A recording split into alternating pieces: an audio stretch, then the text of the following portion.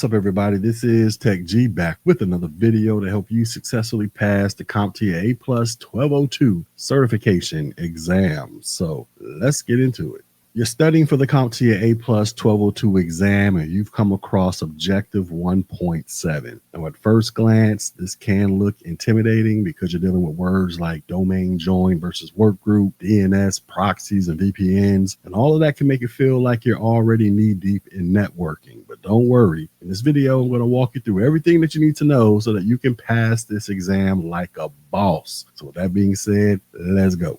All right, so let's start with the foundation, domain join versus work groups. So we're going to start with work groups first. So a work group, this is the simplest way Windows computers share resources. So imagine that you've got 3 PCs at home. You got your laptop, your desktop, and your kid's gaming computer. Now, if you want to share a folder or a printer, you just set up sharing in Windows and boom, you're in a work group. And when you're in a work group, you get access to shared resources where you can right click a folder, share something, and other computers on the same network, they can access it. You also get access to printers. So that printer that's plugged into your desktop, you can share it so others in the work group can print without plugging in. You got access to file servers. Now, this is not exactly enterprise grade, but one PC, it can act like a file server. So if you share the movies folder, then others can stream files directly. You can also map drives. So you can even map a shared folder as a drive letter like drive letter Z for quick access and file explorer. So essentially, work groups are great for home or very small offices, but just keep in mind that they do not scale well.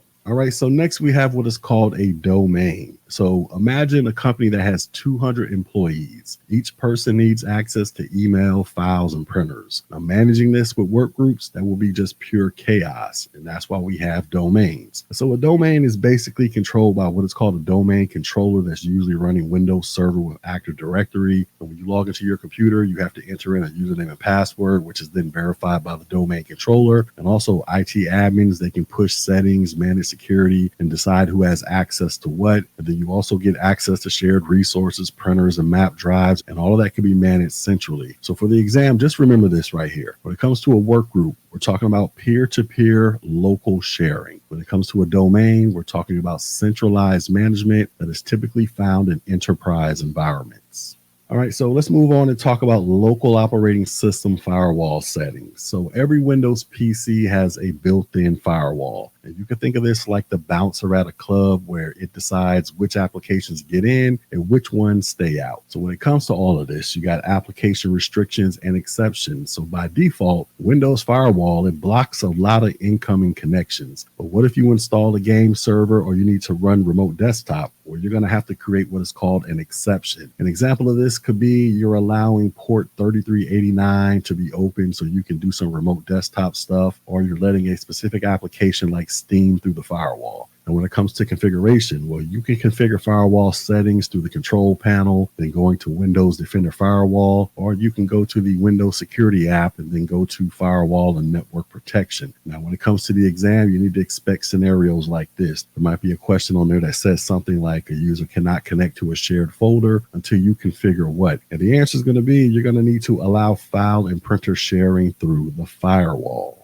All right, next we have client network configuration. So now we're diving into the nuts and bolts. And this is where terms like IP addressing, DNS, subnet mask, and gateway come in. So let's talk about IP addressing schemes. So every device on the network needs an IP address, and this is basically like a phone number for computers. And as you can see on your screen right here, we got an example for an IP version 4 address and an IP version 6 address. And there are 2 ways that you can assign them. The first one is you have what's called a static IP, and this is basically where you manually type in the IP address. And this is good for servers or printers that need a consistent address. And then the other one is called a dynamic IP, and this is where the router assigns IP addresses automatically, and this is perfect for everyday devices like laptops and smartphones. And then we have this thing called a subnet mask, and this separates the network portion from the host portion of the IP address. So in this example right here, we got 255.255.255.0. And basically what that means is it means that the first 3 octets, the 255.255.255, they identify the network, and the last one is for the host. So that last octet or octet 4 is going to identify the actual device that resides on that particular network.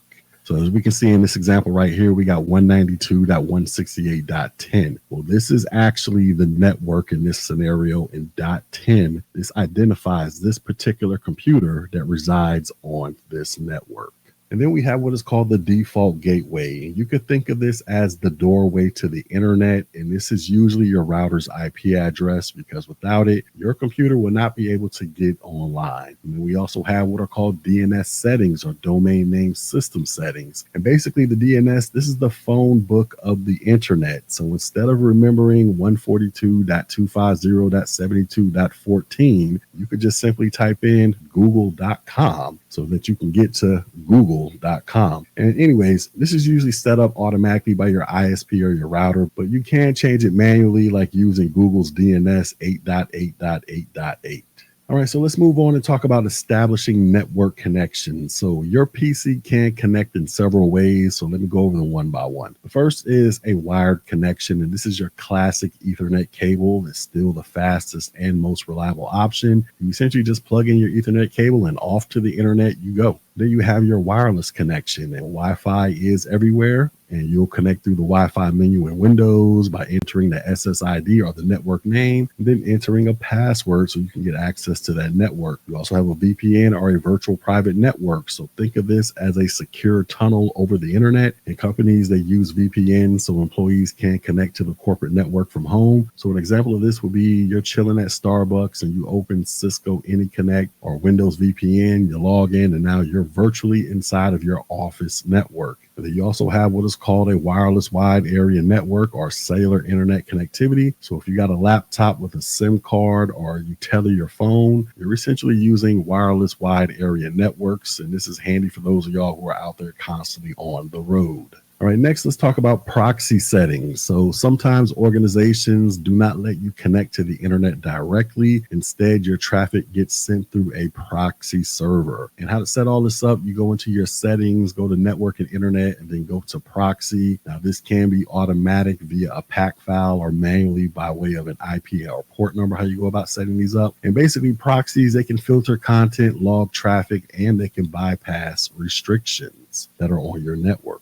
Next, let's talk about public versus private networks. Now, this one's easy, but it is exam worthy. So when it comes to a private network, these are used at home or in an office. You have sharing that is enabled, and other devices on the network, they can see you. When it comes to a public network, these are used at airports, coffee shops, or hotels. Sharing is disabled and your PC is hidden. And when it comes to these types of networks, Windows will ask you when to connect by asking you a question like, is the network public or private? So you need to pick wisely.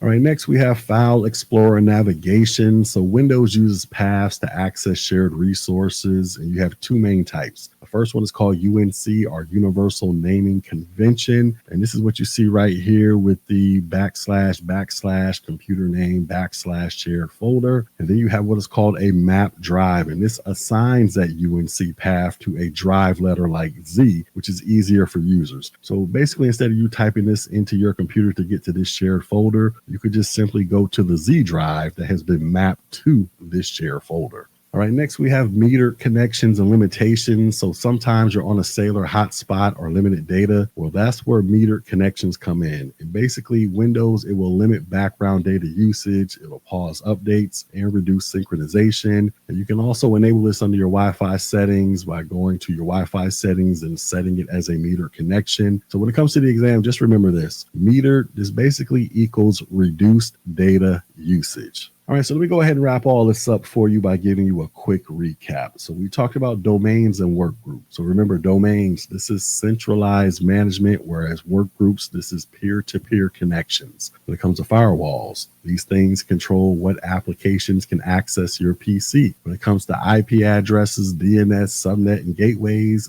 these are the core of client network configurations. We talked about VPNs, wired, wireless, and wireless wide area networks. And all of these are just is different connection methods for accessing the internet. You have proxies. These serve as middlemen for internet traffic. You have public versus private networks. This controls visibility and sharing. You have network paths and map drives, and these make file and printer sharing simple. Then you have metered connections where you can save your data caps. Now, if you understand these, you will not only be ready for your exam, but you'll also be ready for real-world IT troubleshooting.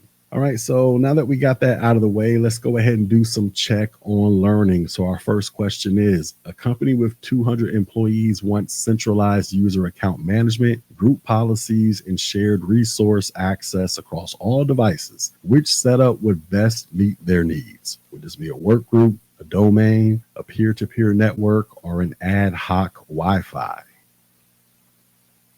And the correct answer is this will be a domain. So work groups, they are fine for small local setups like home networks, but they do not scale. A domain, which is managed by a domain controller, this provides centralized authentication, policies, and resource management. And peer-to-peer and ad hoc networks, they are not designed for enterprise use. Next question. A user complains that they cannot connect to a shared printer on the same private network. What firewall settings should you check first? Would you block all inbound connections? Would you check file and printer sharing exceptions, remote desktop ports, or the web browser outbound rules?